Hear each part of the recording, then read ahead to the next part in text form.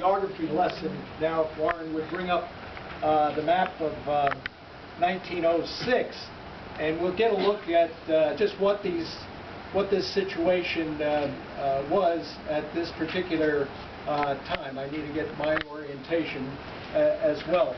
Here we have an estate called Laurelhurst that was the property of Charles Hunter, Charles Wilfred Hunter at this particular time. His father was, as we'll see in the records, a physician, Dr. Charles Hunter, who had the property for many years before. And this extended down. This is Brookside Avenue here, and this is the area that would eventually become the park. At this one end, we have showing a pond and the stream that we call Pine Brook now running from that. And that, of course, was this will be coming up in the talk. That was referred to as Hunter's Pond, and Hunter's Dam was an obstacle there that maintained that pond. And of course, for I'd say almost 150 years, that site had been a mill site in earlier times. Also, at the other end of the park, what was called Old Bailey's Pond is presently on the site of the pond that we now know in the Essex Fells part of Grover Cleveland Park. All of this was land in possession of Charles Hunter. On the other side, we have another estate that was called Knollwood. And of course, we all know Knollwood Terrace there now. But the estate there belonged to James Bowers, who I learned died in March of 1913. So, yeah, come on back. The geography lesson is still underway here. But this was all property belonging to the James Bowers. We can see the name running across here at that point. Of course, there was another estate called Birkendine that was on the other adjoining here, and that moved back towards the West Caldwell line. And I've learned something about that in recent days that is of interest as well. The owner of that property was Charles Russell Laycraft, and his wife was Leonine Roosevelt Laycraft. She was a cousin of Theodore Roosevelt, and it was a 16-room estate that was on that property for some time. We see here in 1906 there were still some buildings located on the park, what would become the park property. Also a windmill, which is of interest. Just how they used that land and such is not known, but we know that it was always a very beautiful section of land. Maybe we could have the next slide, and then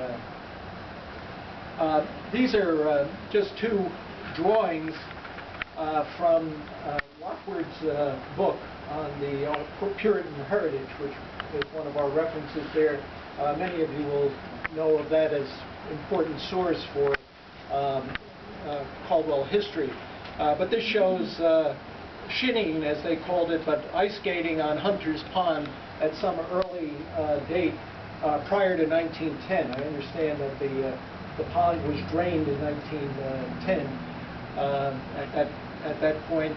And this shows a picture of what's called the old tobacco shop, which was at the mill at the Hunter's Dam and the tennis court ends of the park, if you're familiar with the park setting, which had been there for many years and served the process of cutting tobacco and such for the tobacco industry that was in town on Lane Avenue at one point. Though Beverly, I think you might have had a different perspective. Might have been two different factories that were operating and such. But that was would have been in the park grounds at that time. Thank you. So the transfer of the, oh, by the way, I should point out on that map, many of you may not remember, but the Erie Railroad ran through and was one of the borders of the park for a long period of time. Here we see it coming across and crossing Brookside Avenue on its way to the Caldwell Station. So since 1892 it was running from Essex Fells, and this formed one of the borders of the park. Anybody that, for many years, I'm sure many of the old-timers here will remember the train going by. They say that passenger service was ended in 1966 and freight service was ended in 1972. But the tracks and all have long since been pulled out of that area. In fact, if anybody checks with the Park Commission now, they'll find out that our park is larger because we have acquired the land. It's now 42 plus 0.44 acres rather than 41.48 acres. So we almost got another acre from the right-of-way of the railroad.